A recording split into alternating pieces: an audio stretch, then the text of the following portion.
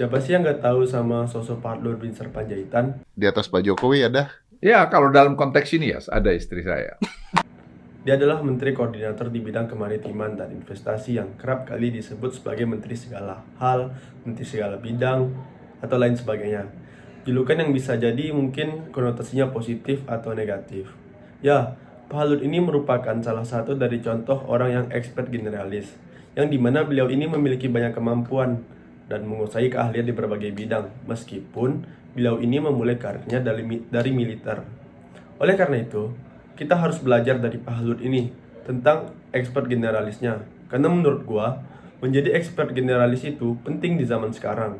Karena gini, sekarang itu permasalahan jauh lebih kompleks dari zaman dulu. Dan kita dituntut untuk mempunyai pemahaman yang lebih dari satu bidang saja. Supaya apa? Supaya pemahaman kita ini bisa menjadi sebuah solusi ke depannya yang menjadi sustainable atau berkelanjutan. Terima kasih.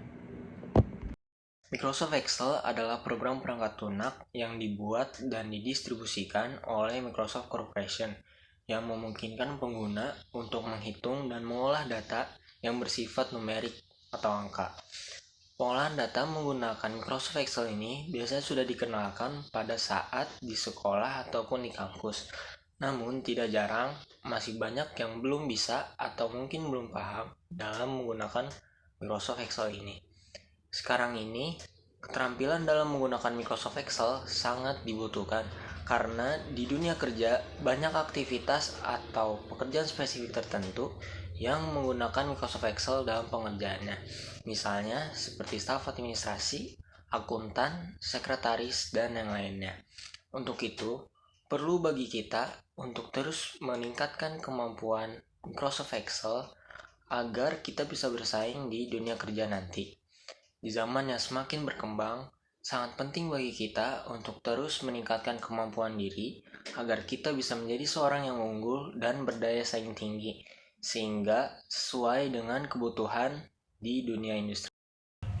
Makan sambil menonton film atau menonton televisi. Mungkin untuk beberapa orang di Indonesia itu hal yang wajar.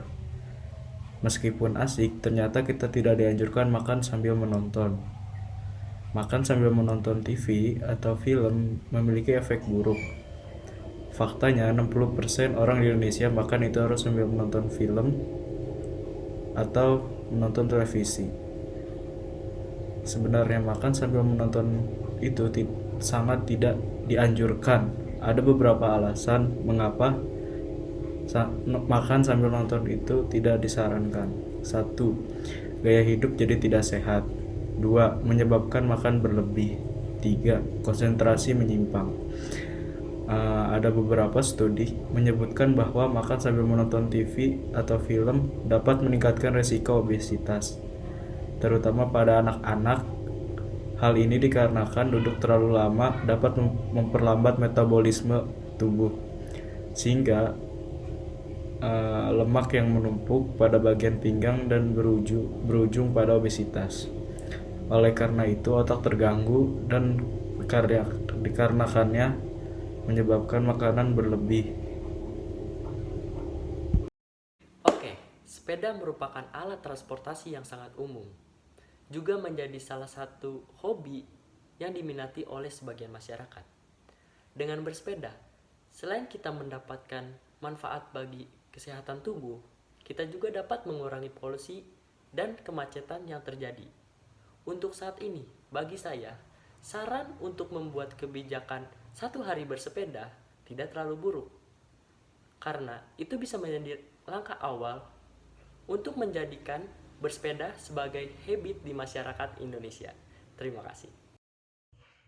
Sarapan di pagi hari. Mungkin untuk sebagian orang, sarapan di pagi hari merupakan hal yang dianggap kurang penting. Entah itu karena dia diburu-buru, atau mungkin ada orang yang sudah terbiasa tidak sarapan di pagi hari. Akan tetapi, ternyata menurut penelitian di dosen di UGM, sarapan merupakan hal yang sangat penting. Karena sarapan adalah energi yang membuat otak kita dapat menjalani hari dengan baik. Entah itu kita akan menjadi lebih fokus, kita akan memiliki mood yang baik untuk menjalani hari tersebut. Dan juga sebaliknya, ketika kita tidak melakukan sarapan, otak akan kekurangan energi untuk menjalani hari tersebut. Kita akan menjadi mudah emosi, kurang fokus, dan intinya akan memiliki mood yang kurang baik lah untuk hari tersebut dalam menjalani hari tersebut. Oleh sebab itu, kita dianjurkan atau bahkan diharuskan untuk melakukan sarapan di pagi hari. Karena bagaimanapun, apalagi kita mungkin sebagai orang-orang yang bekerja, orang-orang yang kuliah, sarapan merupakan hal yang sangat penting.